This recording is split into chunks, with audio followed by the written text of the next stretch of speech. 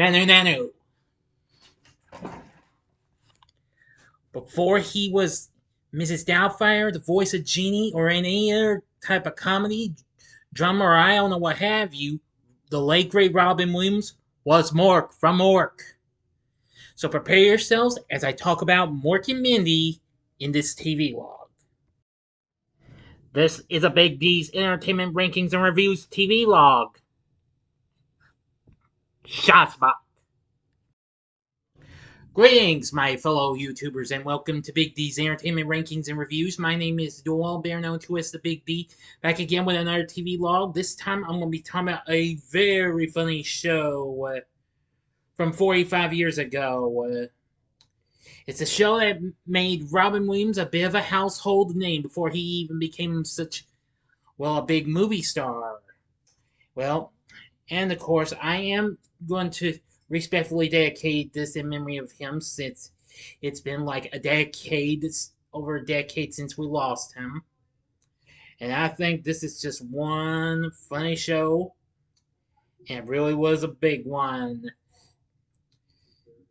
He, along with Pam Dawber, would play the titular characters of this outrageously funny show.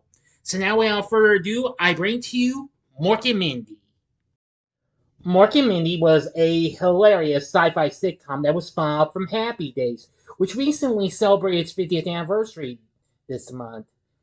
It was produced by Paramount along with Henderson Entertainment and Miller Milkus Productions, which would later be Miller Milkus Boyett Productions.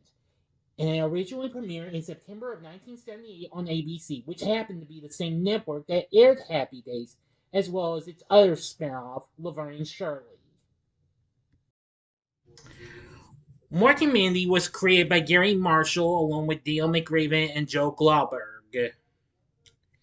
Now, it came out after the success of an episode of Happy Days called My Favorite Orkin, which starred Robin Williams as Mork, an extraterrestrial who comes to Earth from the planet Ork, and Pam Dawber as Mindy McConnell, his human friend, roommate, and eventual love interest. Well, the episode, the My Favorite Orkin episode actually aired earlier that year in February of '78. And it's also a take on the sitcom My Favorite Martian back in the 60s. Now, the show wanted to feature a spaceman in order to capitalize on the popularity of the original Star Wars, which came out the previous year. Williams' character Mork attempts to take Richie Cunningham back to his planet Ork as a specimen, but is foiled by Fonzie, as you may recall in that episode. But of course, in the initial broadcast, it only turned out to be a dream.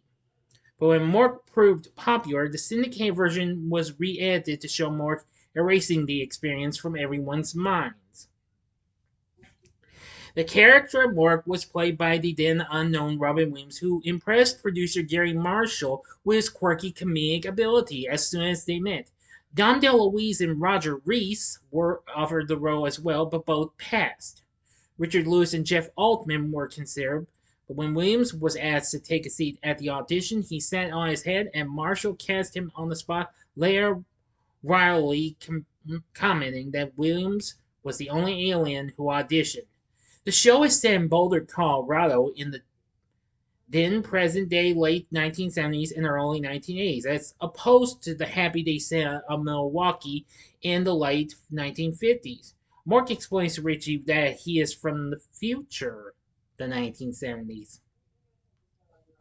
Anyway, when this show came out, it eventually became a big success and eventually would put Robin Williams on the map. The show did pretty well, but I'll get to that in a little bit. Now then, our story starts out when Mork arrives on Earth in an egg-shaped spacecraft. He has been assigned to observe human behavior by Orson, his mostly unseen and long-suffering superior, voiced by Ralph James. Orson has sent Mork to get him off Ork, where humor is not permitted. Attempting to fit in, Mork dresses in an Earth suit, but wears it backwards. Landing in Boulder, Colorado, he encounters 21-year-old Mindy McConnell, who is upset after an argument with her boyfriend and offers assistance. Because of his odd garb, she mistakes him for a priest and is taken in by his willingness to listen. In fact, simply observing her behavior. When Mindy notices his backward suit and unconventional behavior, she asks who he really is, and he innocently tells her the truth. She promises to keep his identity a secret and allows him to move into her act. Mindy's father, Fred, played by Conrad Janis, objects to his daughter living with a man, particularly one as bizarre as Mork, but his mother-in-law, Mindy's grandmother, Cora, played by Elizabeth Kerr, who only appears in the first season, approves of Mork and the living arrangement. Mindy and Cora work at Fred's music store, where Cora gives violin lessons to Eugene, played by Jeffrey Jaquette, who also only appears in the first season as a recurring character. A 10-year-old boy who becomes Mark's friend. Also seen occasionally are Mindy's snooty old high school friend, Morgan Fairchild, whom we only see a little bit of, and the possibly insane Exodore, played by Robert Donner, who would make frequent appearances throughout the series' run of a total of 4 seasons. Now, storylines usually center on Mort's attempts to understand human behavior and American culture, as Mindy helps him to adjust to life on Earth. It usually ends up frustrating Mindy, as Mort can only do things according to Orkin customs. For example, lying to someone or not informing them it will rain is considered a practical joke called splinking on Earth. At the end of each episode, Mork reports back to Orson on what he has learned about Earth. Mork calling Orson. Come in, Orson. Mork calling Orson. Yeah, these end of show summaries allow Mork to humorously comment on social norms. Once he appears, he always makes fat jokes in front. Come in, your immensemanship, or something like that. Then, what have you got to report this week, Mork? And, oh, it's a good one, your fatsmanship. And Mork's greeting is Nanu, Nanu, or Nanu, Nanu, along with a hand gesture similar to Mr. Spock's Vulcan salute from Star Trek. This. Nanu, Nanu. Combined with that handshake, it becomes a popular catchphrase at the time, as did Shy Spot, which is an Orc interjection that Mork uses. Mork says KO in place of OK. Yeah, you'll even do this funny laugh. Arr, arr, arr, arr. Oh boy.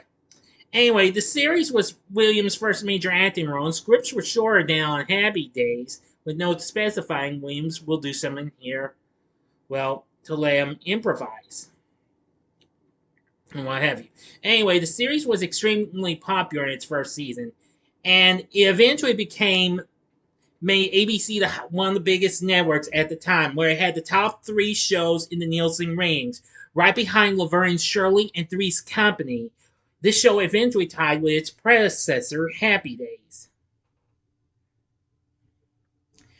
Anyway, it did pretty well,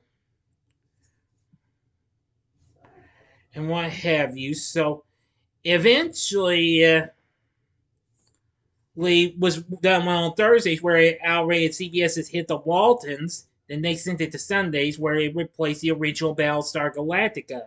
Then aired against 2 highly rated shows, NBC's The Sunday Big Event and CBS revamped All in the Family continuation, Archie Bunker's Place. Now, the second season saw an attempt to seek younger viewers and premiere a new disco arrangement of the gentle theme tune. Fred and Cora were dropped, and it was explained that Fred went on tour as a conductor with an orchestra, taking Cora with him. But they would return in appearances in later episodes. Susan and Eugene made no further appearances after this and were never mentioned again. New cast members were added. Among them were Remo and Jeannie Da Vinci, played by the late great Jay Thomas and Gina Hetch, a brother and sister from New York City who owned a new neighborhood deli where Mork and Mindy now spent a lot of time. Also added as regulars were their grumpy neighbor, Mr. Bickley, who was seen occasionally in the first season and ironically worked as a verse writer for a green card company, portrayed by Tom Poston, who would later go on to be popular on Newhart in the 80s. As well as Nelson Flavor, played by Jim Stahl, Mindy's snooty cousin who ran for city council. Now, the show's main focus was no longer on Mork's slapstick attempts to adjust to the new world he was in, but on the relationship between him and Mindy on a romantic level. Also, some of the focus was on Mork trying to find a steady paying job. Because of these changes and time slot, ratings slipped dramatically, where it finished in 27th place, and then it was moved back to its previous time slot. In efforts were made to return to the core of the series, but unfortunately it didn't recover. In the third season, Jeannie, Remo, and Nelson were retained as regulars, with Jenny, Jeannie and Remo having opened a restaurant. Nelson was no longer into politics and wore more casual clothes. Mindy's father and grandmother returned to the series, although Fred was more in the core cast. The show acknowledged this attempt to restore its original premise, with the third season's hour-long opener titled "Putting the Orc Back in Orc." Several supporting characters were added, including Lola and Stephanie, two children from the daycare center Mork worked at. Also added was Mindy's close friend, Glenda Faye Comstock, played by Chrissy Wilczak, a lovely young widow on whom Nelson develops a crush on. She only lasted one season as a regular. When these ideas failed to improve the ratings, many wilder ideas were tried in an attempt to capitalize on Williams' comedic talents. The show went down more further on the downward spiral as it hit 49 in the ratings. Despite the show's steady decline, ABC agreed to a fourth season. The show began to include special guest stars this year. At the beginning of the fourth season, Mork and Mindy get married. Jonathan Williams Winters, excuse me, I'm getting a little tongue tied here. Jonathan Winters, one of Williams' idols, was brought in as their child Mark. Because of the different organ physiology, Mork lay an egg which grew and hatched into the much older Winters. He had previously appeared in a third season episode as Dave McConnell, Mindy's uncle and Fred's brother. It had been previously explained that organs aged backward, thus explaining Mark's appearance and that of his teacher, Miss Gizba, portrayed by the then 11-year-old actress Luann Sirota. But unfortunately, it just wasn't strong enough, and the show dropped to 60th place at the end. And after a total of 4 seasons with an overall total of 95 episodes, ABC canceled Mork and Mindy in the summer of 1982. And that's that. Even so, there were lots of free funny bits and what have you.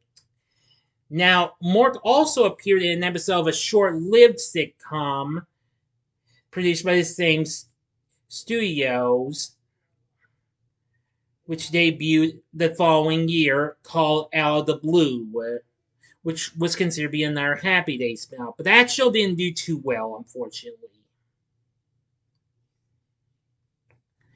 So anyway, I'm just going to say they were absolutely really funny. Now, I'll tell you about one of the recurring characters, and it would be Exodore. It's the one we saw the most of. He's an odd man with possible mental illness who regards himself as a prophet. He often appears wearing a flowing white robe with a brown sash. He recognizes Mark as an alien, but nobody believes him. As a leader of a cult called the Friends of Venus, of which he was the only member, Exodore regularly engaged in conversations with imaginary members of his cult, such as Pepe and Rocco, but was the only person who could see them. He's crazy and what have you.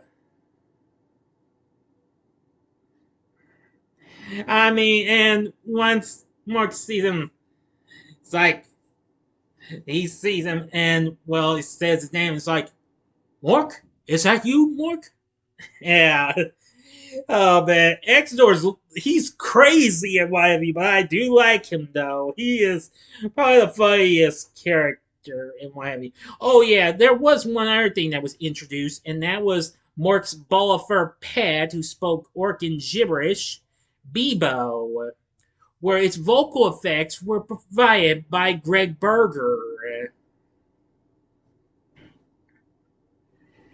Yeah, a very familiar person I would be familiar with and what have you with his voice acting work because he did numerous voice acting for various shows, including the Transformers and the Spider-Man the animated series.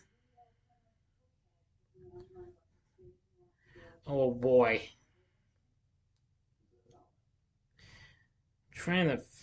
Sorry about this, everyone. Uh-huh.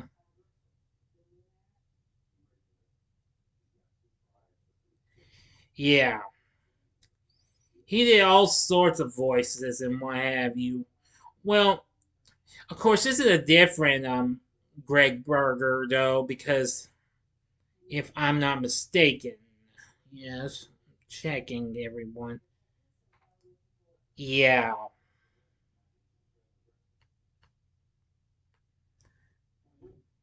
because his is spelled Greg.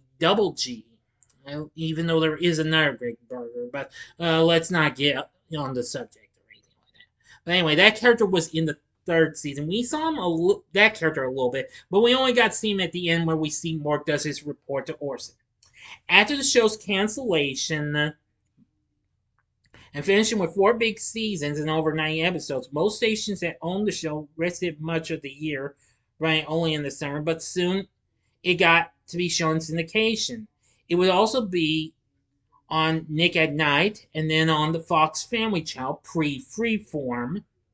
It also got shown on Sci Fi as well as MeTV and the Hub Network, well, now Discovery Family. The show currently airs on Antenna TV as well as its sister channel, Rewind TV, and it currently streams on Pluto TV. I believe you can also find it on Paramount Plus as well and Prime Video. Yeah, at this point you'll probably find an eye or two. There were numerous spin-offs and YV. There was even an animated series that aired after the series had been canceled, which served as a prequel. All seasons are currently available on DVD as well from Paramount.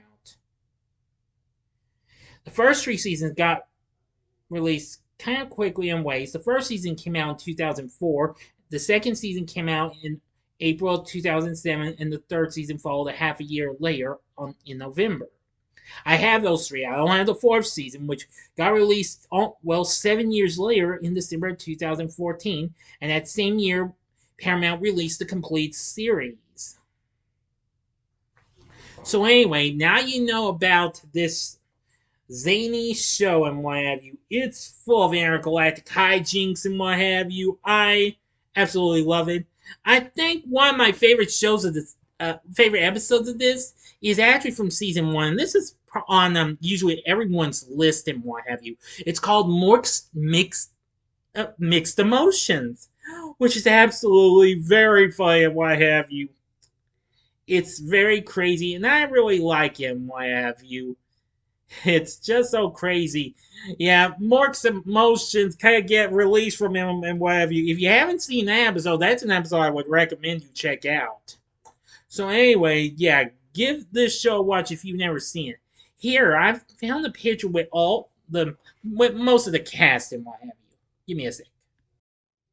Well, you can see Robin Williams and Pam Dawber, and there we see Jonathan Winters, and then up there we see Elizabeth Kerr, on top, and right in the middle, Robert Donner is Exodore, and then there's Comrade Janice as Fred.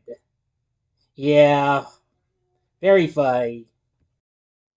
So anyway, I think Mork and Mindy is an absolute comic blast from start to finish. It does have its flaws, but overall, it still is fun. And why have you? Well, it's really fun in the first season. The second season is pretty good. Third season's fine. Same with the fourth. But I like the first season a lot more in what have you because it has so many hystericalness and or something like that, So that's going to do it for this TV log. What did you think of Mork and Mindy? Let me know in the comments section below. If you liked the video, click the like button, subscribe, and be a part of the Big D Nation. And we'll have another video coming up soon. And we will have another TV log coming up later on with the Dukes of Hazzard. So if you like this, consider checking out my reviews for some of these, for a couple of these here Robin Williams films I have reviewed. In the upper left-hand corner is my review of Mrs. Doubtfire. The upper right-hand corner is my review of Disney's Aladdin. Or if you'd like, go to go to the bottom left-hand corner and see my recent episode of my new series. Do you remember that I talk about the short-lived 1973 sitcom with Dom DeLuise, who was one of the people who was up for the role, Mork, in Lots of Luck. And the bottom right-hand corner is the button you can click to subscribe. If you like rankings and reviews on movies, TV, music, video games, etc., then I'm your guy. Thank you for watching. Until next time, I'm the Big D saying, see ya.